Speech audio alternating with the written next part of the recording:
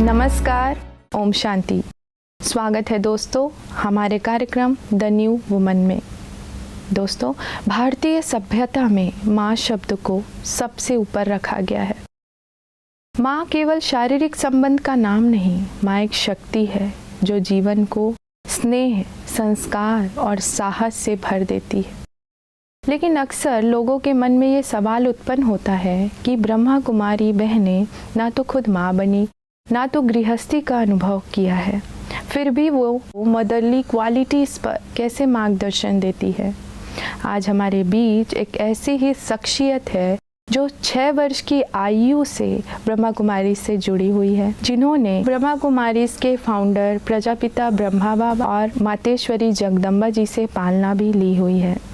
वर्तमान समय में आप बिहार और झारखंड की ब्रह्मा कुमारी की संचालिका है, आदरणीय राजयोगिनी रानी दीदी जी। स्वागत है दीदी आपका। दीदी, मेरा पहला प्रश्न है, अक्सर लोगों के मन में ये सवाल आता है कि ब्रह्मा कुमारियाँ बहनें ना तो शादी की है, ना तो खुद गृहस्थी का अनुभव की है, फिर वो कैसे समाज को, माताओं को, बहनों को मार्गदर्शन देती है कि आप भी मातृत्व शक्ति अपने अंदर जागृत करते हैं। बहुत अच्छा प्रश्न है आपका, क्योंकि ये ब्रह्मा कुमारी ईश्वरी विश्वविद्यालय जी, इसके अंदर हर एक को अंदर ये भावना जगाई जाती है कि आप जगत माता हैं जी, आपको जगत का कल्याण करना है, पालना करनी है। पालना सिर्फ खिलाना पिलाना नहीं होता जी, हर एक के लिए शुभ सोचना, शुभ कामना करना, शुभ भावना रखना, इतना प्रेम उनके लिए रखना, उनको आगे बढ़ाने की भावनाएं रखना, ये भी सब भावनाएं एक बहुत अच्छी पालना का काम है। तो हमने ये देखा है कि ऐसी पालना जब हर एक के प्रति करते हैं तो उनके दुख दर्द मिट जाते हैं, उनके कष्ट मिट जाते हैं और वो अपने आप को बहुत फ्रेश अनुभव करते हैं। और ये भावना हम उनमें रोज भरते हैं। हर रोज यहाँ क्लास होती है जी, क्लास में ये पढ़ाई जाती है कि अपने आप को भी संतुष्ट रखे, खुश रखे, औरों को खुशियाँ बांटे। इस प्रकार से अगर हम करते हैं तो हमने देखा है कि पूरा परिवार खुश रहता है, संतुष्ट रहता है, उनको उनसे बहुत प्यार मिलता है कि उनका ही प्यार नहीं, उनके द्वारा प्रभु का प्यार भी मिलता है जी। उनको ऐसी शुभ भावनाएं मिलती हैं जिसके अंदर आत्मबल जग जाता है, शक्तियां भर जाती हैं। तो दीदी, क्या आप ट्रेनिंग भी कराते हैं ये सब चीज़ों के लिए, या रोज़ आप अपने भाई बहनों को सिखाते हैं कि इसका पर्टिकुलर कुछ ट्रेनिंग है? ट्रेनिंग भी है जी, और रोज का क्लास भी तो एक ट्रेनिंग है जी।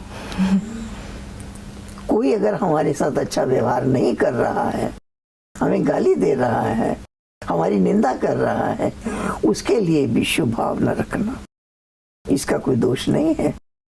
इसको किसी ने जैसा कहा ऐसा इसके मन में आ गया है, लेकिन यह है प्रभु का प्यारा रतन, ये भी भगवान के नैनों का नूर है, ये भी भगवान का दिल तख्त पर विराजमान है।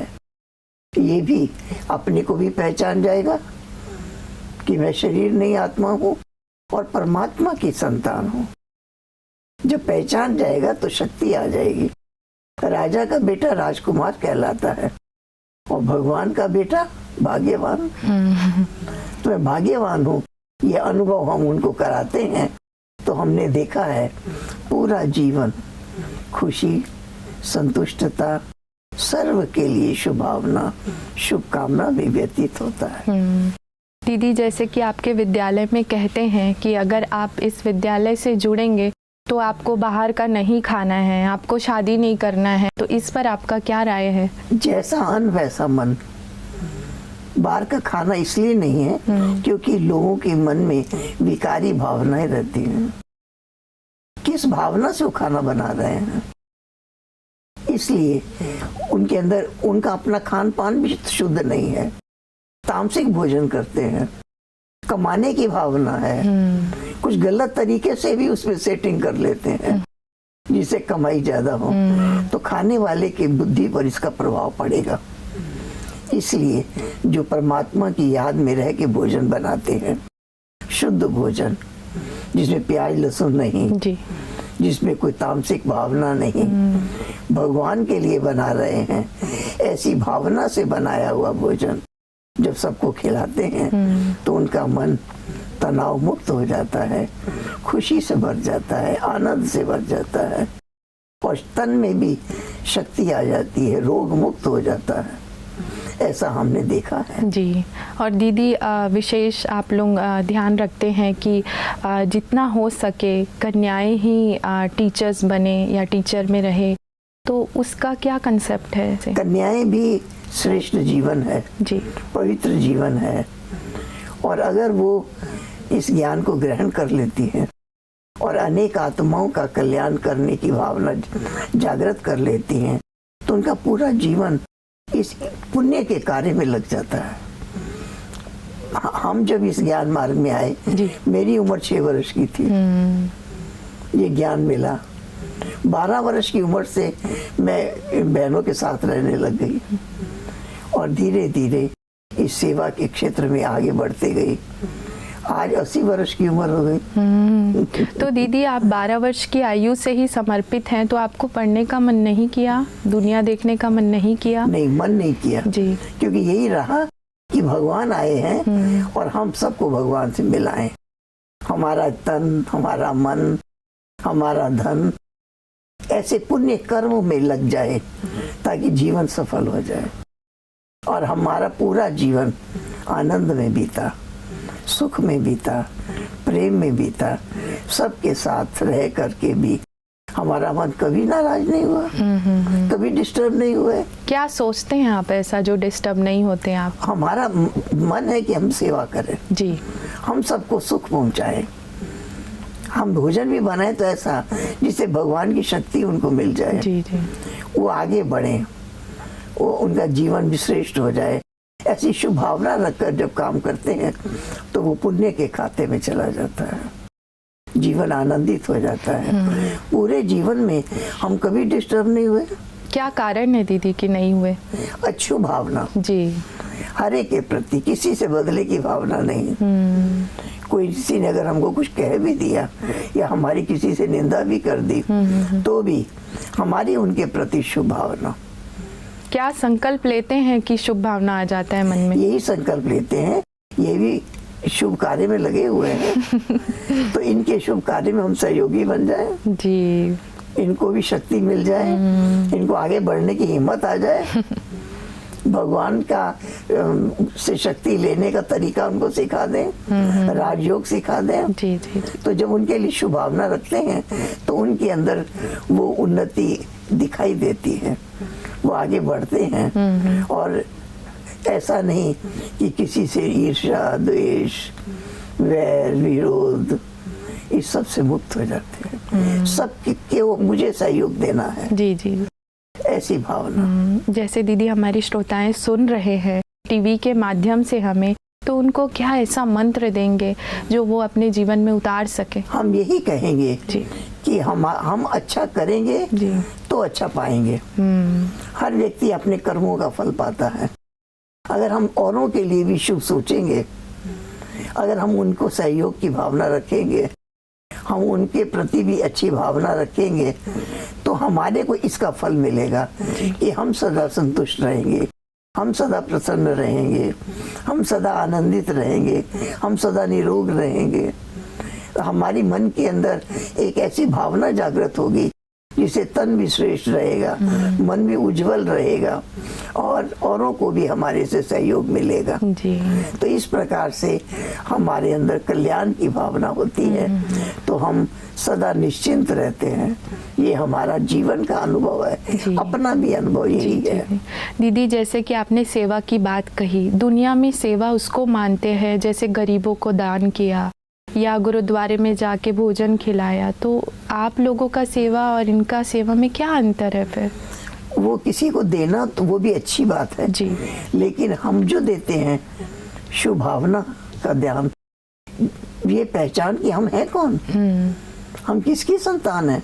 हमें नशा होना चाहिए, राजा का बेटा को इतना अभिमान रहता है कि मैं राजकुमार हूँ, और हम भगवान के बेटे गाते आए हैं तुम्हें माता पिता तुम्हें बंधु सखा तुम्हें, भगवान के साथ सारे रिश्ते गाते आए हैं। तो जब भगवान के बच्चे हम भाग्यवान हैं तो हमें कोई प्रकार के टेंशन की जरूरत नहीं। जी जी जी। और हर एक के प्रति शुभ भावना, ये भी आगे बढ़े, ये भी भगवान की समीपता का अनुभव करें, इनको भी वो शक्तियां प्राप्त हो जाए।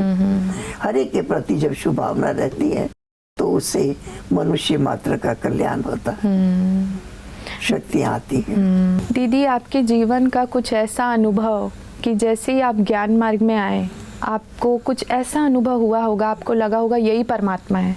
क्योंकि दुनिया वाले बहुत कहते हैं, क्या प्रूफ है कि ब्रह्मा कुमारीज में भगवान आता है, फिर इतने सारे मंदिर मस्जिद गुरुद्वारे ये सब झूठ है, तो उसके लिए आप क्या संदेश देंगे हमारे भाई बहन? मेरी उम्र जब 6 वर्ष की थी, जी जी, मैं पहली बार माउंट आबू आई, बाबा से मिली।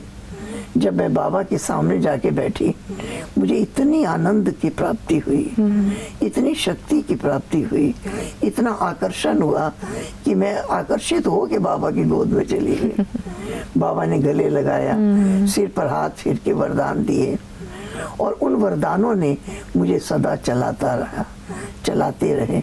मेरे अंदर वो शक्ति रही, सर्व का कल्याण करना है, मुझे मानव मात्र को जीना सिखाना है, कैसे अपना भी भला हो औरों का भी भला हो, हम भी सुखी रहें, हमारे द्वारा औरों को सुखी रहने का तरीका आ जाए।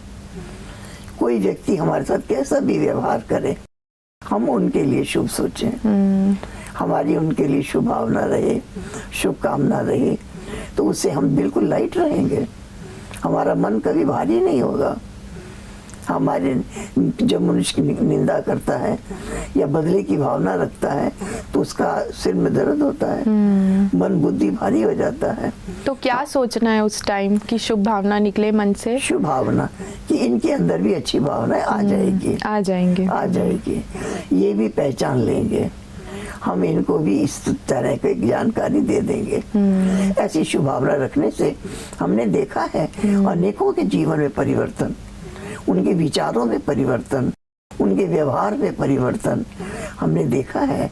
इसलिए हमने देखा हमारा जीवन सदा निर्विघ्न रहा, किसी के भी व्यवहार का प्रभाव हम पर नहीं पड़ा, हमारे व्यवहार का प्रभाव उन पर पड़ा। बहुत अच्छा। तो इस तरह से ये भी समाज कल्याण का कार्य है, ये भी एक उद्धार करने का कार्य है।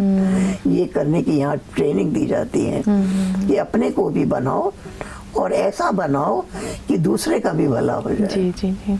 दीदी, जैसे कि मैं आपके संस्था के बारे में पढ़ रही थी, अभी बहुत सारी ऐसे कन्याएं हैं, माताएं हैं जो संस्था से जुड़ी हुई है, और बहुत सारी ऐसे बहनें हैं जो अपना जीवन प्रभु के नाम पे अर्पण करना चाहती है। तो उनके लिए, आज की नई पीढ़ी के लिए, ब्रह्मा कुमारियों के लिए आप क्या संदेश देंगे? नहीं, जो भी बहनें हैं जी, हम उनके लिए यही संदेश देते हैं कि आओ पहले अपने लिए सोचो, पहले अपना जीवन श्रेष्ठ बन जाए, हमारे हर कर्म पुण्य कर्म हो, हमारे हर कर्म औरों को सहयोग देने वाले हों, औरों के कष्ट मिटाने वाले हों, हमारी दृष्टि उनके प्रति ऊंची हो, हम हर एक को ऊंची नजर से देखें। ये भी भगवान के अनमोल रतन है, ये भी परमात्मा के प्यारे बच्चे हैं, हमें इनको भी सहयोग देकर प्रभु के नजदीक ले जाना है, उनसे अनुभूति करानी है। तो हमारे मन की भावना उनके अंदर परिवर्तन लाती है, बड़ी कठिन बात लगने वाली आसान हो जाती है, उनको भी आसान लगने लग जाती है। ऐसे हमने अपने पूरे जीवन में ऐसे अनुभव किए हैं जिससे हमेशा सदा फ्रेश, सदा लाइट, सदा खुश और भगवान की याद में उस साथ की अनुभूति, परमात्मा की साथ की अनुभूति, सहयोग की अनुभूति होती है। इससे हम औरों का भी भला कर सकते हैं, अपना भी भला कर सकते हैं। दीदी, जैसे कि आप 6 वर्ष की उम्र से ही जुड़ी हुई हैं और आज आप 80 वर्ष की हैं, आप क्या ऐसा शिक्षा देना चाहेंगे लोगों को कि जीवन में आप एक ब्रह्मा कुमारी रह के समाज घर को कैसे आप नियमित रूप से चला रही हैं, तो क्या एक ऐसा संदेश आपके लाइफ का जो आज लोग सुने और वो अपने जीवन में धारण करें कि हमें भी ऐसा बनना है? तो हम यही संदेश देंगे, भगवान को अपना साथी बनाओ, वो हमारा सुप्रीम टीचर है जी। अगर हम याद करते हैं उनके गुणों को, वो ज्ञान का सागर है, सुख का सागर है, सुखदाता है, वो आनंद का सागर है, वो प्रेम का सागर है, वो शांति का सागर है। इसलिए उनको याद करने वाले को वो शक्तियां मिल जाती हैं। हम भी ऐसा याद करने का अभ्यास करें ताकि हमारे द्वारा औरों को भी उस चीजों की प्राप्ति होती रहे और उनको ये मार्ग सरल लगे, सहज लगे, कोई कठिनाई नहीं, और बुराइयों से छुटकारा पाने की कोशिश ना करनी पड़े। अंधेरे को भगाने की कोशिश नहीं की जाती, लाइट जलाते हैं अंधेरा चला जाता है। बिल्कुल। ऐसे ही जो बुरे कर्म, बुरी भावनाएं हैं, उसको मिटाने की कोशिश नहीं करनी है। हम अपने अंदर प्रभु प्रेम की ज्योति जगाएं, सबके कल्याण की ज्योति जगाएं, वो सारे दुख कष्ट अपने आप भाग जाएंगे, मिट जाएंगे, सरल हो जाएंगे, सहज हो जाएंगे। ये हमारे जीवन का अपना अनुभव है। दीदी, आप बहुत सारे दादियों से भी पालना ली हुई हैं, तो क्या ऐसी प्रेरणा उनसे लेके आज तक आप चल रहे हैं? उनसे यही प्रेरणा हमने ली, वो सदा एक रस, एक की याद में, एक की मत पर चलना, एक की याद में रहना। एक की याद में रहने से उसकी शक्तियां हमारे से औरों को भी मिल जाएगी। वो ऐसा नहीं है कि आज उसकी मत पर, आज उसकी मत पर, आज उसकी मत पर। हमेशा एक की लगन में मगन, एक बल, एक भरोसा। ये एक का पाठ जो पक्का कर लिया ना, उसके बाद उनका सहयोग मिलता है और शक्तियां भी मिलती हैं, औरों को भी मिलती रहती हैं, लाइट हो जाते हैं, एकदम हल्कापन महसूस होता है और सदा खुशी बनी रहती है, सदा आनंद की अनुभूति होती है। ये हमने अपने पूरे जीवन में देखा है। दीदी, आज के समय में बहुत सारी महिलाएं हैं जो बहुत जल्दी गुस्से में आ जाती है और बहुत जल्दी चिंता में आ जाती है और अपने मन की बात सभी को कहने लगती है, तो आप उस पर क्या संदेश देंगे कि महिलाएं, जैसे आपने कहा कि सबसे पहले आप परमात्मा को बताओ, परमात्मा को साथी रखो, तो इस पर आपका क्या राय है कि वो ध्यान में रखते हुए कि परमात्मा की याद, परमात्मा को ही मुझे पहले बताना है, उसके लिए क्या सोचे पहले वो? हमने ऐसी महिलाओं को समझाते हैं जी कि सबके लिए शुभ भावना रखें। मेरे बच्चे नहीं, भगवान के बच्चे हैं, ये कार्य मेरा नहीं, भगवान का कार्य है और वो मेरे को शक्तियां दे रहा है। उनकी याद में रह के जब करते हैं तो हर व्यक्ति प्यारा लगता है। उनकी गलतियों पर भी जब दिखाई देती हैं तो एक शुभ भावना आती है, ये ठीक हो जाएगा, ये समझ जाएगा। धीरज रखते हैं, जब धीरज रखते हैं तो उनको बल मिल जाता है। हम उनकी गलतियों पर रिएक्ट नहीं करते, जैसे के साथ ऐसा नहीं करते।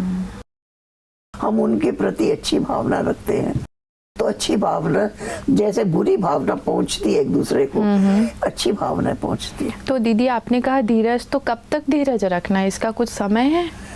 हाँ, धीरज तो तुरंत फल देता है। किसी ने हमको कुछ उल्टा बोल भी दिया, हम मुस्कुराते रहे, हम धीरज रहे, शांत रहे और हमने उनके प्रति अच्छा व्यवहार छोड़ा नहीं, तो तुरंत उनको फल मिलता था, उनको खुशी होती है और उनके मन में भी आता है कि मुझे हमेशा अच्छा काम करना है, अच्छे बोल बोलने हैं, मेरे बोल अनमोल हों, मेरे बोल श्रेष्ठ हों, वरदानी हों, औरों को वरदान देने वाले। अनेकों का भला कर उसी में है। भला करो हम किसको कहते नहीं है, आप भला हो, आप भगवान के अनमोल रतन हो, आप प्रभु की नूरे रतन हो, हम जब उनको ऐसा समझाते हैं तो एक नशा चढ़ता है, मैं साधारण नहीं हूँ। जब मैं प्रभु के इतने समीप हूँ तो मेरे कर्म भी श्रेष्ठ होंगे, तो उनके अंदर श्रेष्ठता आ जाती है। ऐसे हमने बहुतों के जीवन में परिवर्तन देखा है। बहुत बहुत धन्यवाद दीदी। मेरे प्रश्न तो खत्म ही नहीं हो रहे हैं, तो मैं अगले एपिसोड में लेना चाहूँगी। ठीक है, धन्यवाद। ओम शांति। ओम शांति।